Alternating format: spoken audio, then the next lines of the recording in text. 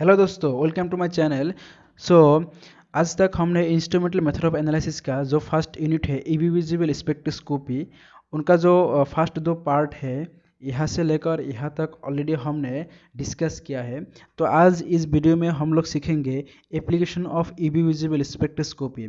Application of UV visible spectroscopy में है spectrophotometric titration, next है सिंगल कंपोनेंट, उसके बाद है मल्टी कंपोनेंट एनालिसिस। इन तीनों के बारे में आज इस वीडियो में हम लोग ब्रीफली समझेंगे। तो ठीक है, चलिए वीडियो शुरू करते हैं।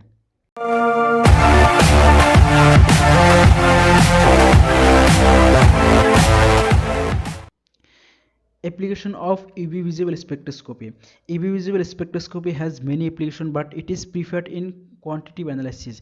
UV visible spectroscopy का तो बहुत एप्लीकेशन है, लेकिन ये क्वांटिटेटिव एनालिसिस में ज़्यादा प्रीफर्ड है। क्वांटिटेटिव एनालिसिस जो सैंपल का कंपोनेंट को एनालाइज करते हैं। ठीक है दोस्तों, तो एप्लीकेशन देखते हैं। स्पेक्ट्रोफोटोमेट्रिक टाइट्रेशन, नेक्स्ट है सिंगल कंपोनेंट, उसके बाद है multi component analysis. Spectrophotometric titration, ये जो स्पेक्ट्रोफोटोमेट्रिक टाइट्रेशन है और हम जो रेगुलर टाइट्रेशन करते हैं, एग्जांपल है रेडॉक्स टाइट्रेशन, प्रिसिपिटेशन टाइट्रेशन। ये regular titration and spectrophotometric titration में थोड़ा सा फर्क है। वो ये है कि रेगुलर टाइट्रेशन में जो इंट वैल्यू है, जो इंट पॉइंट है, वो ह्यूमन आई से डिटरमाइन होता है, लेकिन यहाँ पर स्पेक्ट्रोफोटोमेट्रिक टाइट्रेशन में जो इंट वैल्यू, जो इंट पॉइंट है, वो ग्राफ से डिटरमाइन होता है। ठीक है दोस्तों, तो चलिए पॉइंट देखते हैं। फर्स्ट पॉइंट जो है, इन दिस टाइट्रेशन इधर टाइट्रेंट और reaction product should absorb radiation. ये जो टाइट्रेंट टी वाला है ये बुलेट में रहता है, और जो डी वाला है ये कोनिकल फ्लास्क में रहती है।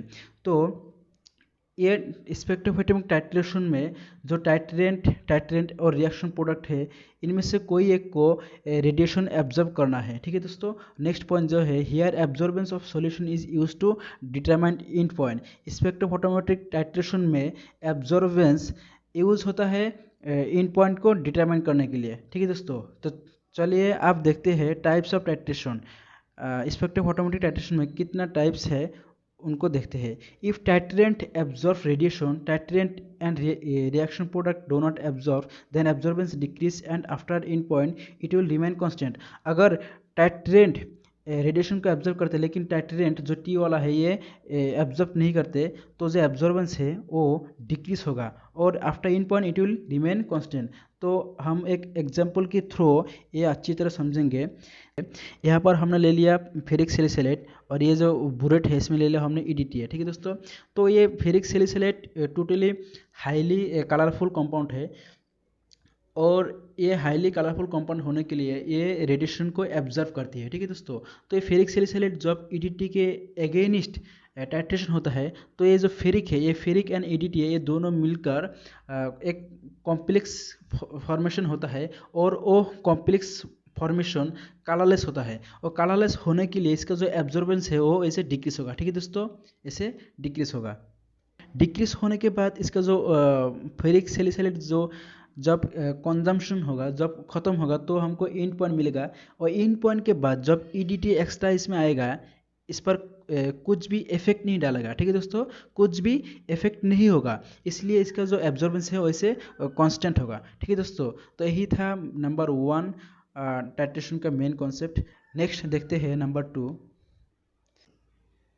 To, if titrant absorb radiation, then absorbance remain constant at first but increases after end point is reached। इसको हम एक डायग्राम से एग्जाम्पल से समझेंगे। यहाँ पर जो ब्रोमेंट्रिक मिक्सर है ये रेडिएशन को एब्जॉर्ब करती है, लेकिन यहाँ पर जो आर्सेनिक क्लोराइड है ये रेडिएशन को एब्जॉर्ब नहीं करते।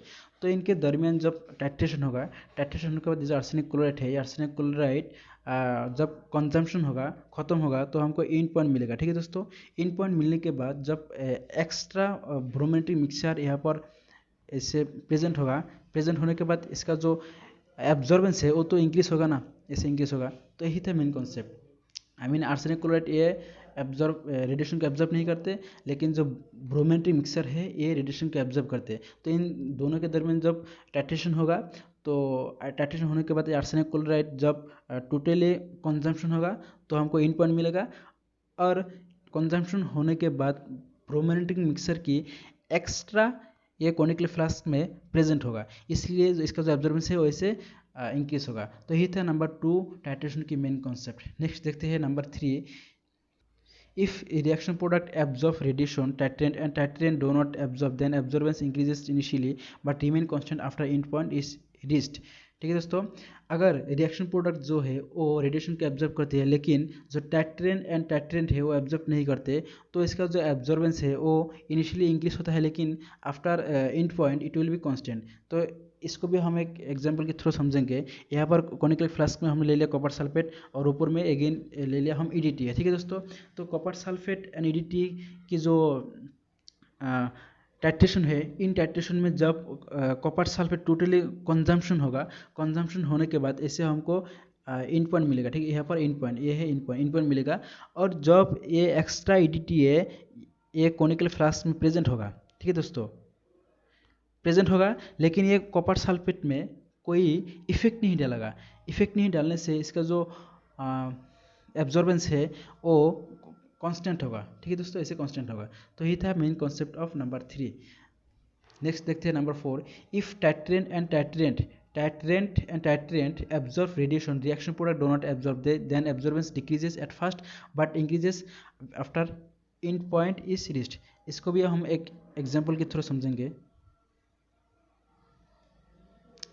अगर जो यहाँ पर लिक्विड ब्रोमीन ले लिया, उसके बाद कॉनिकल फ्लास्क में ले लिया हम रेड डाई, तो ये इन दोनों अगर रेडिएशन एब्जॉर्ब करती है, titrant and titrant I mean liquid bromine and red dye इन दोनों रेडिएशन को एब्जॉर्ब करती है, तो इनका जो एब्जॉर्बेंस है वो फास्ट ऐसे डिक्रीज होगा। ठीक है, तो उसके बाद हमको इन पॉइंट मिलेगा, इन पॉइंट मिलने के बाद ऐसे फिर इंक्रीज होगा। ठीक है दोस्तों, तो यही था main concept of spectrophotometric titration. तो नेक्स्ट हम देखेंगे single component. Single component analysis. Single component analysis क्या है? Let's assume this is sample, इनमें ओनली एक सिंगल कंपोनेंट प्रेजेंट है, तो इनको एनालिसिस करने को हम सिंगल कंपोनेंट एनालिसिस कहेंगे। तो इनमें देखते हैं क्या मेथड, कौन से मेथड इन्वॉल्व है। फर्स्ट वन है standard absorptive value method, next है सिंगल स्टैंडर्ड मेथड, नंबर 3 है मल्टीपल स्टैंडर्ड मेथड। ठीक है दोस्तों, तो अभी इन तीनों के बारे में देखेंगे। स्टैंडर्ड एब्जॉर्बिटिव वैल्यू मेथड जो है, इसमें जो अननोन कंपाउंड जो एक सिंगल कंपोनेंट प्रेजेंट है, वो अननोन ड्रग्स का जो कॉन्सेंट्रेशन है वो डिटरमाइन होगा absorbance and standard absorptive value से। ठीक है दोस्तों, तो इनमें एक इक्वेशन इन्वॉल्व है, A is equal to a small a b c, ये है इक्वेशन। इनमें देखते हैं A means absorbance of the solution, small a means standard absorptive value, b path length, c concentration of unknown. ये concentration of unknown, ये c हमको, ये सी जो है, ये सी हमको डिटरमाइन करना है। ठीक है दोस्तों, तो यही था नंबर 1। नेक्स्ट देखते हैं number 2, single standard method. Single standard method को हम डायरेक्ट कंपैरिजन मेथड भी कह सकते हैं। और इन दिस मेथड जो एब्जॉर्बेशन है, आई मीन जो एब्जॉर्बेंस है स्टैंडर्ड सॉल्यूशन की और जो सैंपल सॉल्यूशन से एब्जॉर्बेंस है, इन दोनों को हम मेजरमेंट करना है। ठीक है दोस्तों, और एक इम्पोर्टेंट बात है, जो स्टैंडर्ड सॉल्यूशन इनका जो कॉन्सेंट्रेशन है वो ऑलरेडी हमको पता है, लेकिन जो सैंपल सॉल्यूशन है इनका जो कॉन्सेंट्रेशन है वो अननोन है। ठीक है दोस्तों, ये अननोन कॉन्सेंट्रेशन हमको डिटरमाइन करना है। ठीक है दोस्तों, तो अननोन कॉन्सेंट्रेशन को डिटरमाइन करने के लिए we will take help of Beer's law. Beer's law की हम मदद लेंगे। बियर्स लॉ क्या है? A is equal to epsilon c t. ठीक है दोस्तों, तो अभी देखते हैं absorbance of standard solution and sample solution में बियर्स लॉ का कैसे इफेक्ट होता है। ए स्टैंडर्ड सॉल्यूशन, ए है स्टैंडर्ड सॉल्यूशन का नंबर 1, नेक्स्ट 2 है सैंपल सॉल्यूशन का इक्वेशन। अभी इन दोनों को हम डिवाइड करेंगे। डिवाइड करने के बाद वो जो अननोन कॉन्सेंट्रेशन है, सैंपल का जो अननोन कॉन्सेंट्रेशन है वो हमको मिलेगा। ठीक है दोस्तों, देखते हैं कैसे मिलते हैं। करेंगे A standard A S, divide करने के बाद हमको मिलेगा C S is equal to C standard into A S by A standard, ये मिलेगा। ठीक है दोस्तों, यहाँ पर जो सी एस है ये सैंपल की अननोन कॉन्सेंट्रेशन है, तो यही हमको डिटरमाइन करना है। ठीक है दोस्तों, तो यही था नंबर 2। नेक्स्ट देखते हैं number 3, calibration curve. Calibration curve क्या है? कैलिब्रेशन कर्व एक ऐसी कर्व है जो concentration of standard solution and जो एब्जॉर्बेंस है of a series of standard solution, इन दोनों का हम एक ग्राफ में प्लॉट करेंगे तो हमको ऐसे एक स्ट्रेट लाइन मिलेगा। ठीक है दोस्तों, ऐसे स्ट्रेट लाइन मिलेगा। तो ये स्ट्रेट लाइन को हम कैलिब्रेशन कर्व कहेंगे। ठीक है दोस्तों, स्ट्रेट लाइन क्यों मिलेगा? क्योंकि जो कॉन्सेंट्रेशन है वो ऑब्जर्वेंस है। अगर सैंपल सॉल्यूशन का कॉन्सेंट्रेशन इंक्रीज होगा तो ऑब्जर्वेंस इंक्रीज होगा, इसलिए हमको ऐसे स्ट्रेट लाइन मिलेगा। ठीक है दोस्तों, तो यही था सिंगल कंपोनेंट एनालिसिस का मेन कॉन्सेप्ट। अभी देखते हैं मल्टी कंपोनेंट एनालिसिस क्या है। Multi component analysis, let's assume this is sample और इनमें बहुत मल्टी कंपोनेंट प्रेजेंट है, I mean multi drugs present है। तो ड्रग्स को एनालिसिस करने को हम मल्टी कंपोनेंट एनालिसिस कहेंगे। ठीक है दोस्तों, देखते हैं इनमें क्या क्या मेथड, कौन से मेथड इन्वॉल्व है। इनमें मेनली 4 मेथड इन्वॉल्व है। Using observance corrected for interference, after solvent extraction of sample, absorption ratio method, number 4 है साइमल्टेनियस एक्वेशन मेथड। एक एक को देखेंगे।